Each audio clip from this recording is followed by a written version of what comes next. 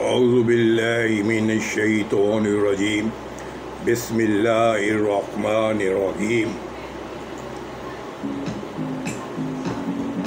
والدین کے حقوق اور اولاد کی ذمہ داریاں کے حوالے سے، جس کے مؤلف ہیں مولانا ہارون معاویہ، حسب معمول یہ سلسلہ جاری ہے۔ آج ہمارا جو موضوع ہے وہ ہے اولاد کے لیے والدین کی قربانیاں اور آج کے بعض نافرمان بیٹوں کی حالت۔ بچے کا باپ نان و نفقہ کی تلاش اور ضروریات زندگی مہیا کرنے کے لیے دوڑ دھوپ کرتا رہتا ہے، دن بھر تھکتا رہتا ہے اور رات کو بچے کی دیکھ بھال میں بچے کی ماں کا ہاتھ بٹاتا ہے،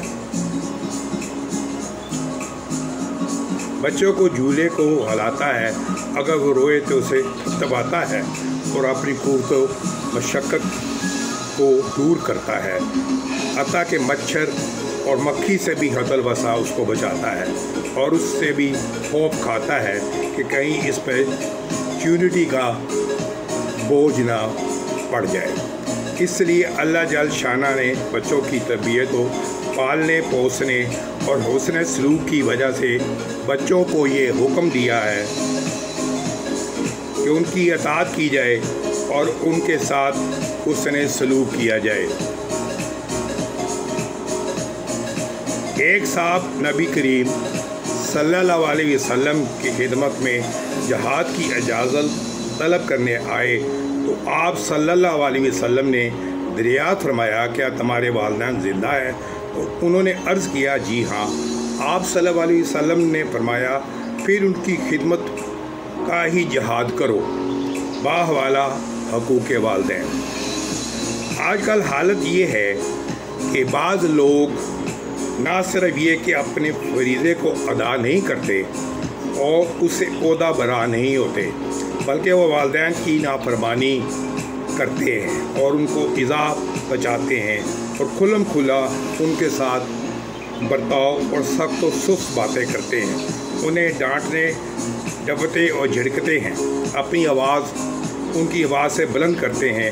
اگر کبھی والدین کے ساتھ احسان کر لیں تو ان پر احسان جتلاتا ہے اور یہ سمجھتا ہے کہ وہ بڑا فرما بردار ہے۔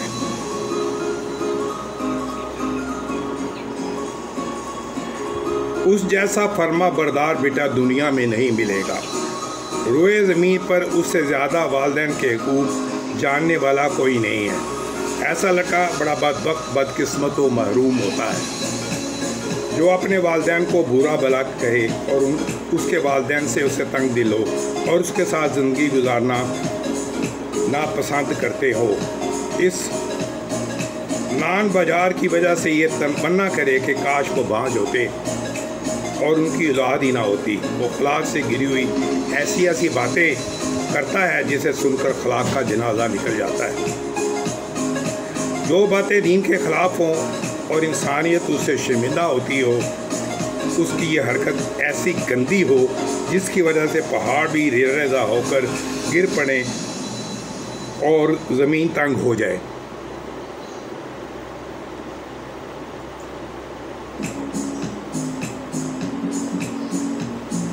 اس جیسا فرمانبردار بیٹا دنیا میں نہیں ملے گا۔ روئے زمین پر اس سے زیادہ والدین کے حقوق جاننے والا کوئی نہیں ہے۔ ایسا لڑکا بڑا بدبخت، بدقسمت و محروم ہوتا ہے جو اپنے والدین کو برا بھلا کہے اور اس کے والدین اس سے تنگ دل ہوں، اس کے ساتھ زندگی گزارنا ناپسند کرتے ہوں اور اس نان ہزار کی وجہ سے یہ تمنا کریں کاش وہ بانجھ ہوتے اور ان کی اولاد ہی نہ ہوتی۔ وہ اخلاق سے گری ہوئی ایسی باتیں کرتا ہے جنہیں سن کر اخلاق کا جنازہ نکل جائے۔ جو باتیں دین کے خلاف ہوں، انسانیت اس سے شرمندہ ہوتی ہو، اس کی یہ حرکت ایسی گندی ہو جس کی وجہ سے پہاڑ بھی ریزہ ہو کر گر پڑے اور زمین تنگ ہو جائے، اور اپنے باپ کے مال پر ڈاکہ ڈالتا ہو، اسے اس گھر سے نکال باہر کرے اور اس کو کھانے پینے تک کو نہ دے، بعض وقت لڑکے ایسے بھی ہوتے ہیں جو باپ کی کمر پر لات اور چہرے پر تھپڑ تک رسید کرتے ہیں، اس کی جگہ خود بڑے بن بیٹھتے ہیں اور مال و اولاد میں بغیر باپ کی اجازت کے زبردستی تصرف شروع کر دیتے ہیں، اور بڑی ٹھٹائی سے باپ سے یوں گویا ہوتے ہیں کہ آپ کو جو کچھ کرنا تھا کر لیا، مزے اڑا لیے، اپنا وقت پورا کر لیا، اور زندگی میں بھی آپ سے عاجز آ گئی ہے اور زمانہ بھی آپ سے تنگ آ چکا ہے۔ کبھی ایسا ہوتا ہے کہ بیٹا باپ کو براہ راست برا بلا نہیں کہتا، لیکن کسی کی ماں کو گالی دیتا ہے، کسی کے باپ کو برا بلا کہتا ہے تو وہ بھی اس کے ماں باپ کو برا بلا کہتے ہیں، اور جتنا برا بلا یہ کسی کے والدین کو کہتا ہے اسے 2 گنا برا بلا اس کے والد کو کہہ ڈالتے ہیں۔ اور سچی بات یہ ہے کہ جو ابتدا کرتا ہے وہ بڑا ظالم ہوتا ہے۔ حدیث شریف میں ہے، لعن اللہ من لعن والدیہ، ایسے شخص پر اللہ کی لعنت ہو جو اپنے والدین پر لعنت بھیجے۔ ہمارے ہاں گالم گلوچ کتنی زیادہ ہے اور والدین کی تقریر و تذلیل کتنی معمولی سمجھی جاتی ہے، اور بازاروں، سڑکوں، گھروں، ہوٹلوں میں، چائے خانوں میں ماں باپ پر کتنے کھلے عام لعنت بھیجی جاتی ہے، ہم سب کے سامنے ہے۔ اس لیے جو شخص اللہ جانا شانہ پر ایمان رکھتا ہے کہ اللہ سے ڈرنا چاہیے اور اس کے غضب و قرآن کریم اللہ کے رسول اللہ علیہ وسلم کی سنت کی مخالفت سے خوف کھانا چاہیے، اور جن لوگوں کی مائیں زندہ ہیں انہیں یاد رکھنا چاہیے کہ ان پر ان کی ماؤں کا بہت بڑا حق ہے۔ ان کی اطاعت و فرما برداری کرنا اللہ تعالیٰ ہی کی اطاعت و فرما برداری کرنا ہے۔ یاد رکھیے، شراب کا رسیہ، دیوس اور والدین کی نافرمانی کرنے والا ہرگز جنت میں داخل نہیں ہوگا۔ رسول اکرم صلی اللہ علیہ وسلم نے حضرت معاذ بن جبل رضی اللہ عنہ سے فرمایا، تم اللہ کے ساتھ کسی کو شریک مت ٹھہرانا، چاہے تمہیں قتل کیوں نہ کر دیا جائے اور جلا کیوں نہ دیا جائے۔ تم اپنے والدین کی ہرگز نافرمانی نہ کرنا، اور خواہ تمہیں اس کے بدے حکم کیوں نہ دیں۔ تم اپنے اہل و عیال اور